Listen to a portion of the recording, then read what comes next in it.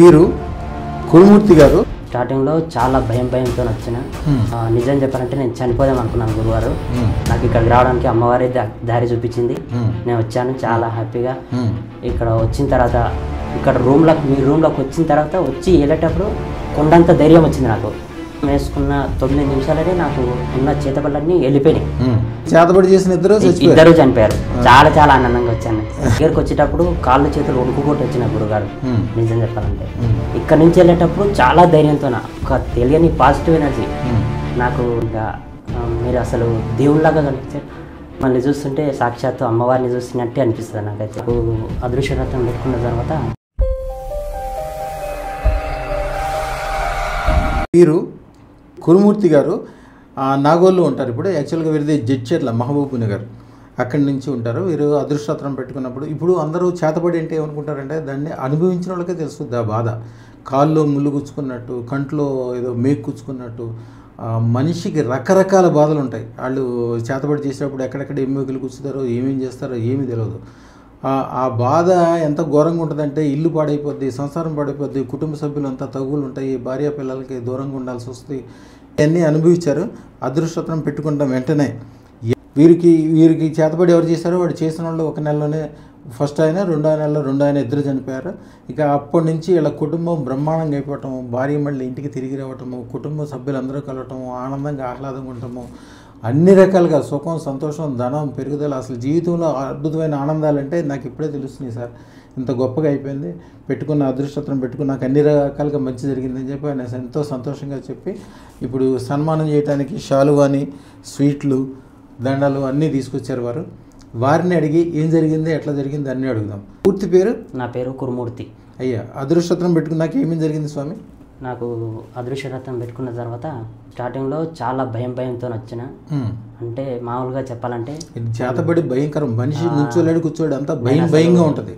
నిజం చెప్పాలంటే నేను చనిపోదాం అనుకున్నాను గురువారు. చనిపోదామని అనుకున్నాను. మీది వీడియోలో యూట్యూబ్లో చూసి నాకు ఇక్కడికి రావడానికి అమ్మవారి దారి చూపించింది. నేను వచ్చాను చాలా హ్యాపీగా. ఇక్కడ వచ్చిన తర్వాత మీ రూమ్లోకి వచ్చిన తర్వాత వచ్చి వెళ్ళేటప్పుడు కొండంత ధైర్యం వచ్చింది నాకు. అసలు అంతకుముందు నా మాటలతో చెప్పలేను. నాకు చేతబడి చేసిన ఇద్దరు చనిపోయారు.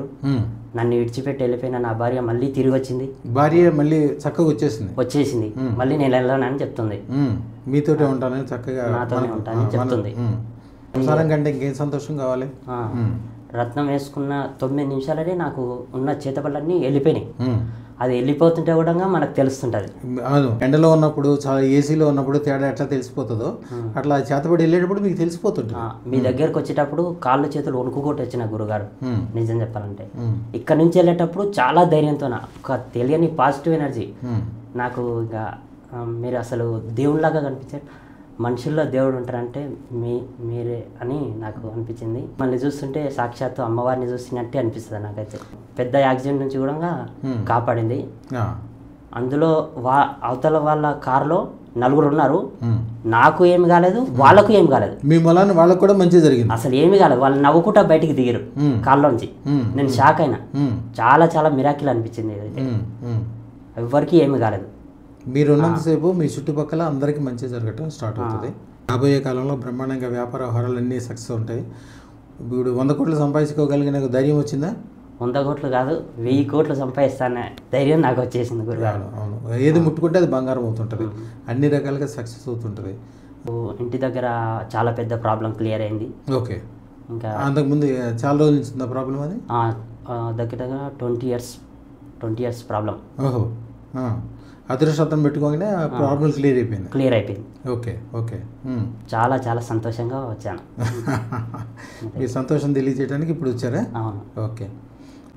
అలాగే మీతో పాటు మీ ఫ్రెండ్స్కి, మీకు సంబంధించిన వాళ్ళకి అందరికీ మీరు వాళ్ళకి చెప్పి వాళ్ళకి అదృష్టం పెట్టిస్తే ఏమవుతుంది అంటే జరుగుతా మొదలైపోతుంది. మీకు ఆరోగ్యం విషయం ఎట్లా ఉంది? హెల్త్ కూడా చాలా బాగుంది. ఓకే. చాలా మంచిగా ఉంది. కుటుంబం అంతా అన్ని కలిసిపోయినాం. అందరు చాలా సంతోషంగా ఉన్నాం. ఇప్పుడు చూడండి, మీరు పెట్టుకోవడం వలన మీ ఫ్యామిలీ అంతా కూడా మంచిగా అయిపోయింది. అదృష్టం మీరు పెట్టుకున్నప్పుడు మీకు మీ కుటుంబం అందరికీ మంచి జరుగుతుంది. ఇంకొకటి మాకు తెలిసిన మా రిలేషన్, మా చుట్టాలు ఉంటారు కదా, వాళ్ళకు కూడా మంచి జరగడం స్టార్ట్ అయిపోయింది. నేను అదృష్టం పెట్టుకున్నాక నేను ఇది గమనించిన, నాకు అర్థమైపోయింది.